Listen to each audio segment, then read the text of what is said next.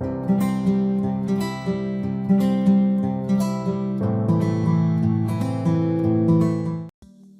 secrets of the spinal cord.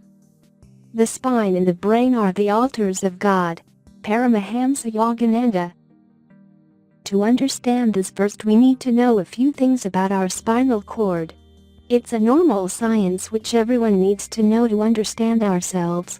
Spinal column is made up of 33 bones, 7 vertebrae in the cervical region, C1 C7, 12 in the thoracic region, TH1 TH12, 5 in the lumbar region, 1 lira 5 lira, 5 in the sacral region and 4 in the coccyges region. The central nervous system, CNS, is composed of the brain, brainstem and spinal cord.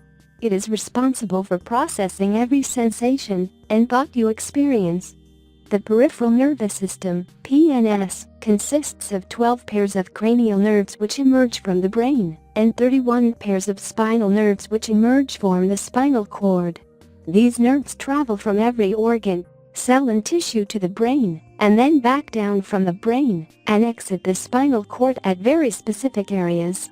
The spinal cord is the main pathway for information between the CNS and PNS. Nerves called the spinal nerves or nerve roots come off the spinal cord and pass out through a hole in each of the vertebrae called the foramen, meaning opening, to carry the information from the spinal cord to the rest of the body, and from the body, back up to the brain. When one chakra is out of balance, it cannot create a blended free flow of energy through the chakras, and thus physically, emotionally, mentally, and spiritually, we become out of balance. If one endocrine gland is not functioning properly, it affects all the others, particularly the pituitary and hypothalamus. The proper functioning of all of the endocrine glands is essential to balance all their corresponding chakras, which then creates the potential for physical, emotional, mental health, as well as spiritual transcendence and enlightenment. There are 7 systems of the organism, and 156 organs. 1. Cardiovascular system. 2. Gastric intestinal system. 3. Nervous system. 4. Endocrine system. 5. Urine genital system. 6. Respiratory system. 7. Osseous joint system. In this above list, the endocrine spine set are 7 tuning forks designed to work with each of the endocrine glands of the human body as well as specific regions of the spinal column. The endocrine glands are the pineal, pituitary, hypothalamus, thyroid, parathyroids, thymus, pancreas, gonads, and adrenals. These frequencies have been determined to bring balance and harmony to the hormones secreted by the endocrine glands and to the endocrine glands themselves, as well as the spinal cord and spinal nerves. This system regulates the body's major continuous and prolonged functions, including growth and development, cellular metabolism, energy, blood balance of nutrients, reproduction, water and electrolytes, and the body's defenses against stress. Each of the endocrine glands corresponds with one of the 7 main chakras. The endocrine glands transmit energy directly to the chakras and vice versa. It is important to note that all the chakras and glands are of equal importance for spiritual development. When one chakra is out of balance, it cannot create a blended free flow of energy through the chakras, and thus physically, emotionally, mentally and spiritually, we become out of balance. If one endocrine gland is not functioning properly, it affects all the others, particularly the pituitary and hypothalamus. The proper functioning of all of the endocrine glands is essential to balance all their corresponding chakras, which then creates the potential for physical, emotional, mental health, as well as spiritual transcendence and enlightenment. The spine is the axis of our being.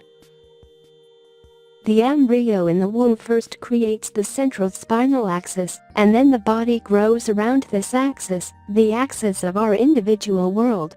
The top and bottom of the body, the 2 sides and the back and front of the body develop soon after. We then spend the rest of our life with our spine behind us. We face the world, and all of life moves from back to front, from the spine into the world. The chakras lie in the spine, and transmute the vast cosmic forces of the universe, bringing them down from a cosmic order of magnitude to a level that we can safely use. Physical and psychological energies in the chakras then motivate our body and mind, creating thoughts, feelings and desires that motivate us to move forward into the world. To work with the chakras, we need to take our awareness back into our spinal cord. The physical spine is one of the primary supporting structures for our body and mind. It is also the basis of our individual consciousness as the spinal cord, because the nerve cells within the spine carry all the nerve signals that are required to sustain our waking, dreaming and sleeping states of being. Cultivating our spiritual spine enables us to use the energy and abilities within each chakra to heal, strengthen and balance ourselves. We can transform ourselves into powerful, aware and compassionate beings who are in touch with the vast cosmic forces of creation and beyond. Postures, stretching and breath control create a strong and flexible spine. They open the channels of the spine and support the unimpeded flow of nerve impulses, prana, and mental and spiritual energies. Consciousness and energy travel through the channels of the spine to awaken the chakras and reveal their hidden gifts. The spine is like an antenna that we use to tune into the gross and subtle realms that coexist and intermingle around.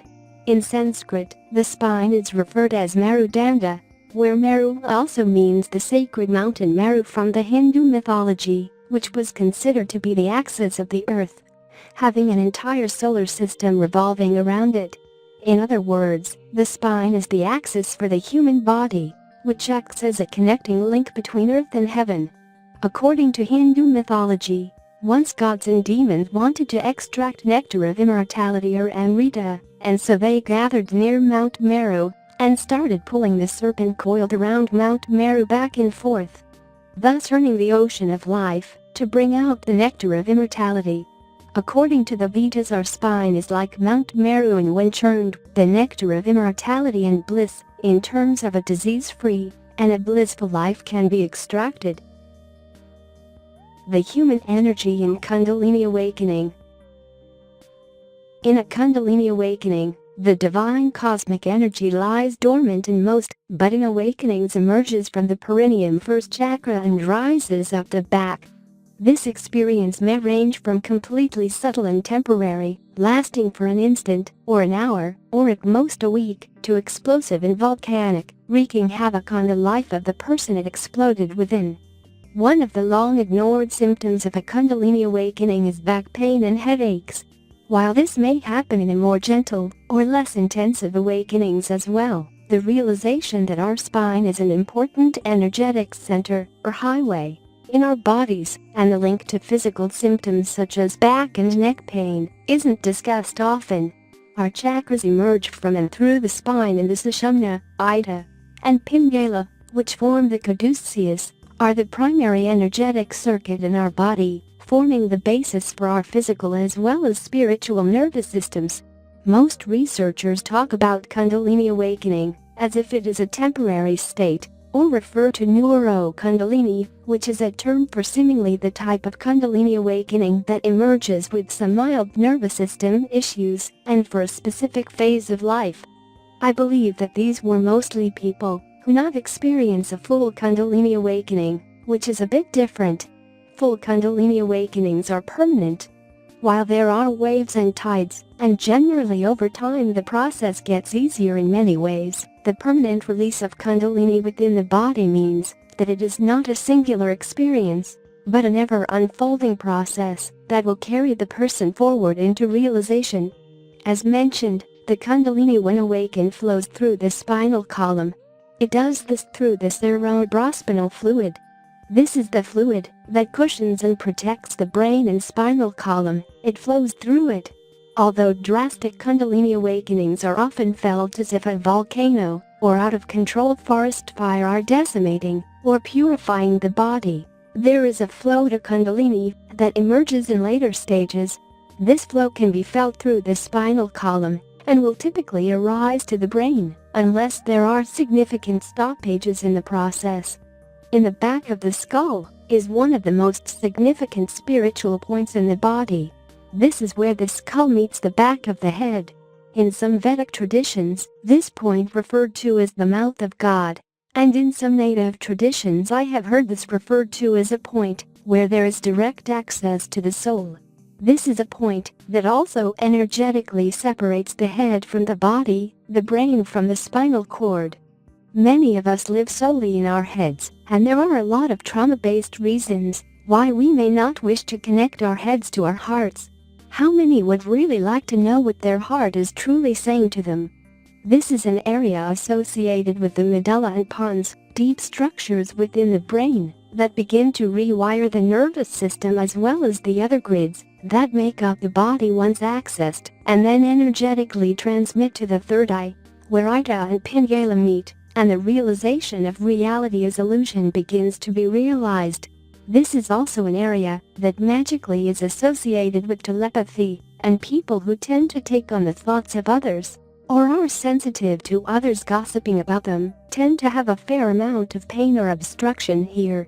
It is also a place that is typically more open, meaning that it can both be utilized as a gateway to access larger spiritual energies, but can also be utilized as a sort of Achilles heel and attack during spiritual work. But this is an access point, or a sort of gateway. If you have energy flowing through your system and into your brain, this flow can be felt, it can be tasted, and seen as light that is coming from the inside out. Often a powerful realization of oneness is had, and the experience then allows for the realization of permanent connection to divinity to occur. Our spinal column and head form our energetic center. Our crown opens to the heavens, and our root chakra to the earth.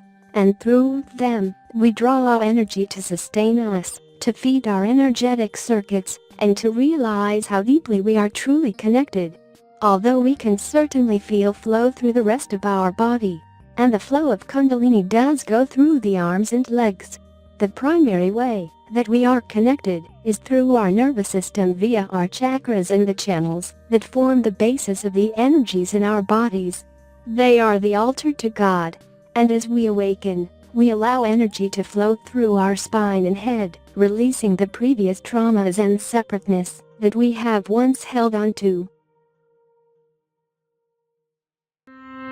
Thank you for watching. Hit the like button if you enjoyed. Join our spiritual community by clicking the subscribe button. If you found value on this video, please share it. Have a magnificent rest of the day.